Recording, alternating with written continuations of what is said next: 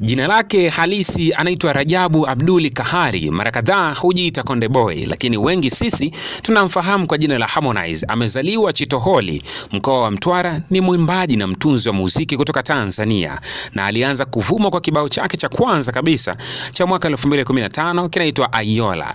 2016 akabahatika pia kutoa kibao kingine kilichopewa jina la Bado. Matatizo ni kibao cha 2016 ambacho pia kilimtambulisha na kuendelea kuvuma zaidi ukanda wa Afrika Mashariki, na baadaye akatoa nyimbo na msanii mwenzake kutoka lebo moja ya WCB, yani Wasafi Classic Baby, ambaye alikuwa ni Diamond Platnumz. Kwa majuma kadhaa sasa hivi Tanzania kumekuwa na story ambayo pia inaendelea kugonga vichwa vya habari zaidi kwenye mitandao ya kijamii, lakini pia kwenye vyombo vya habari mbalimbali Afrika, Tanzania, Afrika Mashariki, nikizungumzia Afrika kwa ujumla, kuhusiana na ndoa ya mwanamuziki wa Bongo Flava kutoka hapa Tanzania anaitwa Juma Jux, baada ya kufunga ndoa na mke wake anaitwa Priscilla kutoka Nigeria. Of course huyu ni mfanyabiashara kutoka pale Nigeria. Walifunga ndoa rasmi kabisa, ilikuwa ni mwezi wa pili tarehe 7 2025, na taarifa ya ndoa ya wawili hao ilitolewa na baadhi ya mastaa wa Bongo, Bongo Flava, ambao pia walichapisha video pamoja na picha za harusi hiyo. Sawa, so unaweza kushangaa nimeanza na Harmonize lakini pia nimekuja kukumixia na ndoa ya Jux pamoja na Priscilla. Hii ni kwa sababu ya wengi kwenye mitandao ya kijamii wamekuja kila mmoja na komenti zake. Harmonize ni moja kati ya msanii ambaye pia anapenda kutembea sana na upepo na trending ya kitu fulani.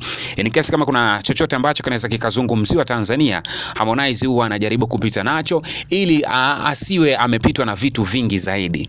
Lakini kwa upande wa hii ndoa ya Jux pamoja na Priscilla, hamna chochote ambacho amekizungumzia zaidi ya kuendelea kupiga harakati zake, zaidi ya kuendelea kutoa muziki wake ambao pia sasa hivi ana brand new joint inaitwa Yeye. Of course inaendelea kufanya vizuri kwa mashabiki, pia kwa amepokea vizuri kwa sababu inaimba au ametumia mahadhi ya Kikristo kuwasilisha jumbe ambao pia alitamania kama msanii kuwasilisha. Lakini kwa huu upepo kabisa hajaingia kabisa kwenye upepo wa ndoa ya Jux pamoja na Priscilla.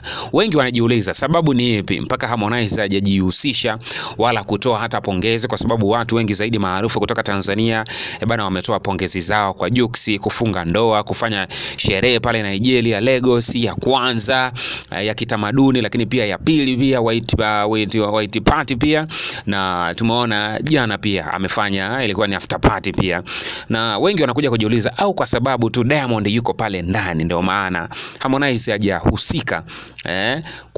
kuingizana pale, kwa sababu tu anajua labda atakuwa ameingilia vitu ambavyo havimuhusu, kwa sababu tayari tangu shughuli inaanza mwanzoni best man wa Jux alikuwa ni Diamond Platnumz. Maana wengi wamejiuliza labda sababu ni Diamond kuwepo pale. Lipi oni lako pia? Kwa sababu kila mmoja na maoni yake binafsi. Unaweza kaacha comment yako hapo chini ukaniambia ni ipi sababu ambayo binafsi wewe umeona Harmonize kwa nini hajatoa pongezi yoyote kuhusiana na hii ndoa ya Jux pamoja na mke wake Priscilla. Mimi sababu yangu moja ambayo nimekupatia ni hiyo, huenda labda Diamond yuko pale katikati ndio maana Harmonize hajataka kutembelea upepo wa Diamond, alitaka kutembelea upepo wake.